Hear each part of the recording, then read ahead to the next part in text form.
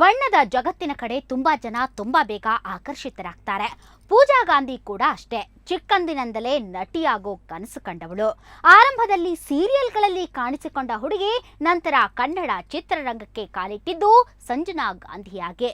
ಮೊದಲು ಚಿತ್ರ ಮುಂಗಾರು ಮಳೆಯಲ್ಲಿ ಆಕೆ ಪ್ರೀತಿಸಿದವನನ್ನ ತೊರೆದ ಹುಡುಗಿ. ರಿಯಲ್ ಬದುಕಲ್ಲೂ ಬೇರಾಗಿದ್ದು ಕಿರಣ್ನ ಸ್ನೇಹದಿಂದ. ಕನ್ನಡ ಸಿನಿಪ್ರಿಯರಿಗೆ ಮುಂಗಾರು ಮಳೆ ಹುಡುಗಿ ನಂದಿನಿಯಾಗಿ ಪರಿಚಯವಾದವಳ ನಿಜವಾದ ಹೆಸರು ಪೂಜಾ ಗಾಂಧಿ ಅಂತ. ಕನ್ನಡದಲ್ಲಿ ಆಲ್ರೆಡಿ ಪೂಜಾ ಅನ್ನೋ ಹೀರೋಯಿನ್ ಇದ್ದಾಳೆ.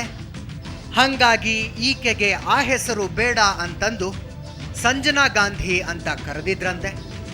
ಯಾಕೋ ಆ ಹೆಸರು ನನಗೆ ಇಷ್ಟ ಆಗಲಿಲ್ಲ, ಆ ಗೆಟಪ್ಪು ಸರಿ ಬರಲಿಲ್ಲ ಅಂತ ಮುಖದ ಮೇಲಿದ್ದ ಮಚ್ಚೆ ತೆಗೆಸಿ ನಾನು ಪೂಜಾ ಗಾಂಧಿ ಸಂಜನಾ ಅಲ್ಲ ಅಂದ್ಲು. ಆಗ್ಲೇ ಈ ಹುಡುಗಿಯ ಮನಸ್ಸು ಬದಲಾಗೋದಕ್ಕೆ ಜಾಸ್ತಿ ಸಮಯ ಬೇಡ ಅಂತ ಜನ ಅಂದ್ಕೊಂಡಿದ್ರು. ಆದರೂ ಪೂಜಾಳ ಫ್ರೆಂಡ್ಲಿ ನೇಚರ್ ಜನರಿಗೆ ಇಷ್ಟ ಆಯಿತು.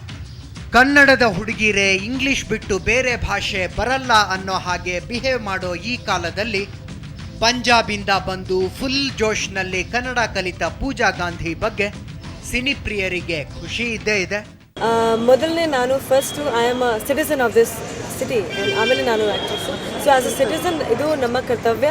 ನಮಗೆ ಕೂಡ ಪೊಲೀಸ್ಗೆ ಸಹಾಯ ಕೊಡಬೇಕು. ಏಕೆಂದರೆ ಇವತ್ತು ನಮ್ಮ ದೇಶದಲ್ಲಿ, ನಮ್ಮ ಸ್ಟೇಟಲ್ಲಿ, ನಮ್ಮ ಸಿಟಿಯಲ್ಲಿ ಕ್ರೈಮ್ ಅಪರಾಧ ತುಂಬ ಜಾಸ್ತಿ ಆಗ್ತಾಯಿದೆ. ಚಿಕ್ಕ ಚಿಕ್ಕ ಚೈನ್ ಸ್ನ್ಯಾಚಿಂಗ್ ಆಗಲಿ ಇವರೆಲ್ಲ ಮೆನ್ಷನ್ ಮಾಡಿದ್ದಾರೆ. ಸೊ ಐ ಥಿಂಕ್ ಪೊಲೀಸ್ ಅವರು ಡ್ಯೂಟಿ ಮಾಡ್ತಾರೆ, ಬಟ್ ಅವ್ರ ಜೊತೆಲಿ ನಮಗೆ ಕೂಡ ತುಂಬ ಅಲರ್ಟ್ ಆಗಿರಬೇಕು. ನಮಗೆ ಆ್ಯಸ್ ಅ ಸಿಟಿಸನ್ ನಮಗೆ ಏನಾದರೂ ಚಿಕ್ಕ ಡೌಟ್ ಕೂಡ ಇದ್ದರೆ ನಮ್ಮ ಮನೆ ಅಕ್ಕಪಕ್ಕದ್ದು ನಮಗೆ ಅಲರ್ಟ್ ಆಗಿರಬೇಕು. ನಮಗೆ ಇಮಿಡಿಯೇಟ್ಲಿ ಪೊಲೀಸ್ನ ರಿಪೋರ್ಟ್ ಕೊಡಬೇಕು. ಆ್ಯಂಡ್ ಸೊ ಪೊಲೀಸ್ಗೆ ನಮಗೆ ಕೂಡ ಸಹಾಯ ಕೊಡಬೇಕು. ಅದು ನಾನು ಹೇಳೋಕ್ಕೆ ಇಷ್ಟಪಡ್ತೀನಿ.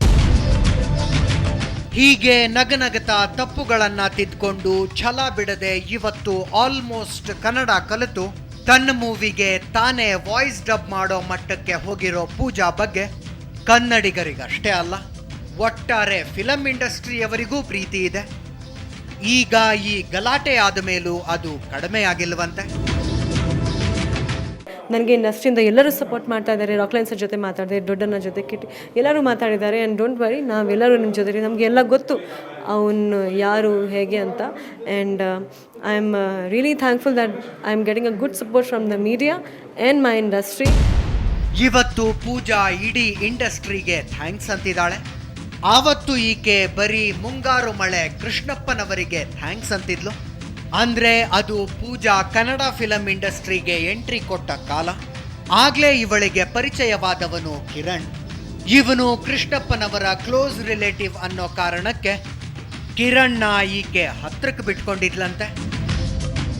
ಫ್ರೆಂಡ್ ಅಂದರೆ ಅವರು ನನಗೆ ಪರಿಚಯ ಆಯಿತು. ಈಕೆ ಕೃಷ್ಣಪ್ಪ ಅವ್ರದ್ದು ಕಿರಣ್ ಆಗ್ತಾರೆ ಬ್ರದರ್ ಇನ್ ಲಾ.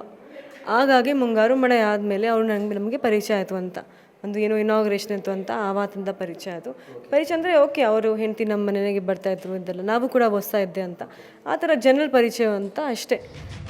ಹೀಗೆ ಪರಿಚಯ ಆಗಿ ಸ್ನೇಹ ಬೆಳೆದು ಸುಮಾರು 4-5 ವರ್ಷಗಳೇ ಕಳೆದು ಹೋಗಿವೆ.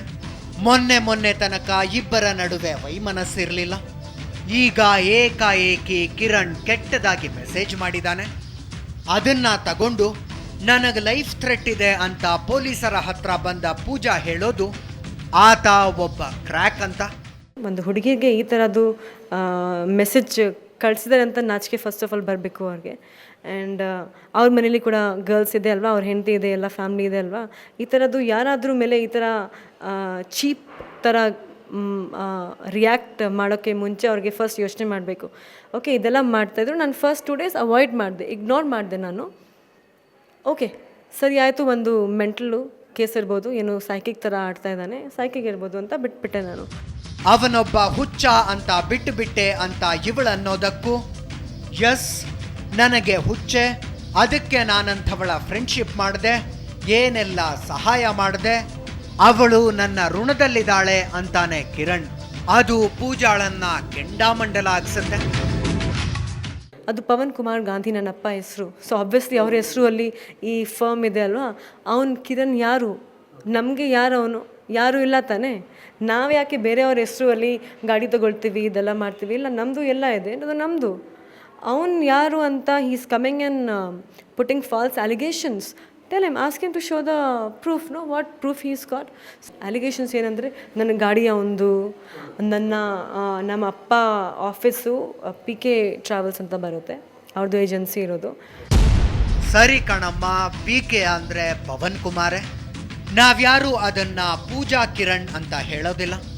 ಯಾಕಂದ್ರೆ ಈ ಕಿರಣ್ ಈಗಾಗಲೇ ಮದುವೆ ಮಾಡಿಕೊಂಡು ಹೆಂಡತಿ ಜೊತೆಗಿರೋ ಸಂಸಾರಸ್ಥ. ಗಂಡ ಹೆಂಡತಿ ನೆಮ್ಮದಿಯಾಗಿದ್ದಾರಂತೆ, ಅವರಲ್ಲಿ ಬಿರುಕು ಬಿಡೋದು ಬೇಡ. ಆದ್ರೆ ನೀನು ಈ ಕಿರಣ್ ಮನೆಯ ಅಡ್ರೆಸ್ ಕೊಟ್ಟು ವ್ಯವಹರಿಸ್ತಿದ್ದೆ ಅನ್ನೋದು ಸುಳ್ಳ. ವಯಸ್ಸಾದವ್ರಿಗೆ ಆಕ್ಸಿಡೆಂಟ್ ಮಾಡಿಬಿಟ್ಟು ಅವ್ರಿಗೆ ಕ್ಷಮೆನೂ ಕೇಳದೆ ಏನೋ ಮಾಡದೆ ಹೋದ್ಲು. ಸೊ ಅವರು ನಂಬರ್ ನೋಟ್ ಮಾಡ್ಕೊಂಬಿಟ್ಟು ಅದನ್ನ ಪೊಲೀಸಿಗೆ ಕೊಟ್ಟಿದ್ದಾರೆ.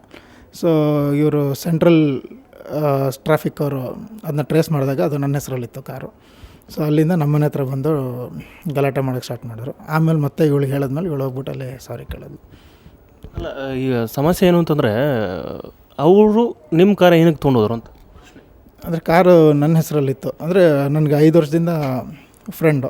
ಸೊ ಅದಕ್ಕೆ ನನ್ನ ಹೆಸರಲ್ಲೇ ಇತ್ತು ಅದು. ಇವ್ರದ್ದು ಅದೆಂಥ ಫ್ರೆಂಡ್ಶಿಪ್ಪೋ ಅರ್ಥ ಆಗೋದಿಲ್ಲ. ಆಕೆಯ ಆಸ್ತಿಗೆ ಇವನ ಅಡ್ರೆಸ್ ಇರುತ್ತೆ ಅಂದರೆ ಪೂಜಾಳ ಫ್ಯಾಮಿಲಿ ಕಿರಣ್ ಮನೆಯಲ್ಲೇ ಇದ್ದಿರಬೇಕು. ಎಸ್, ಅಂಥದ್ದೊಂದು ಫ್ರೆಂಡ್ಶಿಪ್ಪೇ ಇವರಿಬ್ಬರ ಮಧ್ಯೆ ಇತ್ತು. ಆ ಸಲಿಗೆಯಿಂದಾನೆ ಪೂಜಾ ತಪ್ಪು ದಾರಿಯಲ್ಲಿ ನಡೀತಿರೋದನ್ನ ನೋಡೋದಕ್ಕಾಗದೆ ಏನೇನೋ ಮೆಸೇಜ್ ಕಳಿಸ್ಬಿಟ್ಟೆ ಅಂತ ಕಿರಣ್ ಹೇಳ್ತಿದ್ದಾನೆ. ಆದರೆ ಈಕೆ ಇವನ ಬಗ್ಗೆ ಹೇಳೋದೇ ಬೇರೆ. ಆಲ್ಮೋಸ್ಟ್ ಐ ಥಿಂಕ್ 1 ವರ್ಷ ಆಗಿರ್ಬೋದು, ಮೇ ಬಿ ಅಟ್ಲೀಸ್ಟ್ 10 months ಆಗಿರ್ಬೋದು, more than that may be. In between ನನಗೆ ಒಂದು ಸತಿ ಮೆಸೇಜ್ ಕಳಿಸಿದ್ರು ಅವರು, ಏನಂದರೆ ನೀವು ನನಗೆ ಅವಾಯ್ಡ್ ಮಾಡ್ತಿದ್ದೀರ ಈ ಥರ. ನಾನು ಏನೂ ರಿಪ್ಲೈ ಮಾಡಿಲ್ಲ, ಯಾಕೆಂದರೆ ನನಗೆ ಅವ್ರು ಹೆಂಗೆ ಇರ್ತಾರೆ ಅಂತ ಅದನ್ನೆಲ್ಲ ಆ ಥರದ್ದು ಕ್ಯಾರೆಕ್ಟರ್ಸು ನನಗೆ ನನ್ನ ಹತ್ರ ಬೇಕಾಗಿಲ್ಲ. ಸೊ ಅದಕ್ಕೆ ಓಕೆ ಸರಿ ಅವಾಯ್ಡ್ ಮಾಡ್ತಾ ಇದ್ದೆ, ಅವ್ರಿಗೆ ಕೂಡ ಗೊತ್ತು.